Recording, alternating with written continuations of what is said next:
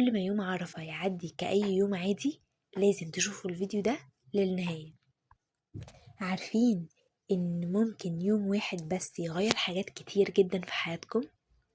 يوم دعوة فيه ممكن تتقبل، هم يخف، ذنب يتغفر، وأمنية شايفينها مستحيلة تبقى أقرب مما تتخيلوا. بس للأسف ناس كتير جدا يوم عرفة بيعدي عليهم من غير ما يحسوا بقيمته ولا يستغلوه صح، وفجأة يلاقوا اليوم خلص وهم عملوا أقل من القليل.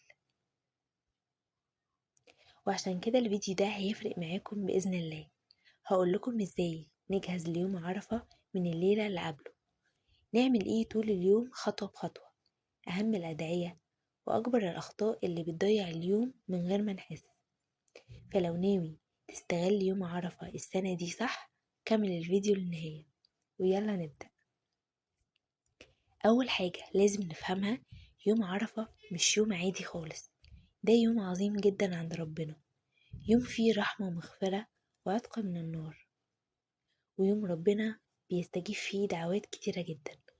بس المشكلة إن الناس كتير بتتعامل معاه كأنه يوم عادي، تنام متأخر، تصحى متأخر، تمسك موبايل طول اليوم وتقول لسه بدري، وفجأة تلاقي المغرب أذن واليوم خلص. عشان كده أهم حاجة الاستعداد من الليلة اللي قبليه. قبل ما تنام اقعد دقيقة كده مع نفسك وقول يا رب بلغني يوم عرفة على خير ووفقني استغله صح. النية دي بسيطة جدا بس ليها معنى كبير. تاني حاجة جهز نفسك نفسيا، اكتب في دماغك ان بكرة يوم مختلف، يوم مش شبه اي يوم تاني. تالت حاجة نام بدري على قد ما تقدر عشان تصحى نشيط ومش مرهق. طب نخش على يوم عرفة نفسه. أول ما تصحى أهم حاجة بلاش تمسك الموبايل، دي أهم نصيحة في الفيديو كله، لأن أول ما تمسك الموبايل اليوم بيضيع واحدة واحدة من غير ما تحس.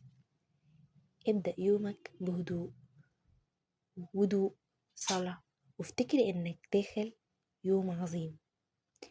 ولو تقدر تصوم يوم عرفة فده فضل كبير جدا، والصيام بيخلي القلب أهدى وأقرب لله.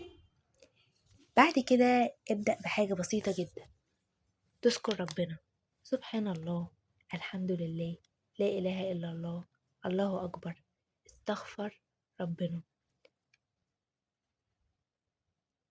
لأن ممكن ذكر بسيط بإخلاص يبقى سبب في تغيير كبير جدا. ما تنساش تشغل التجربة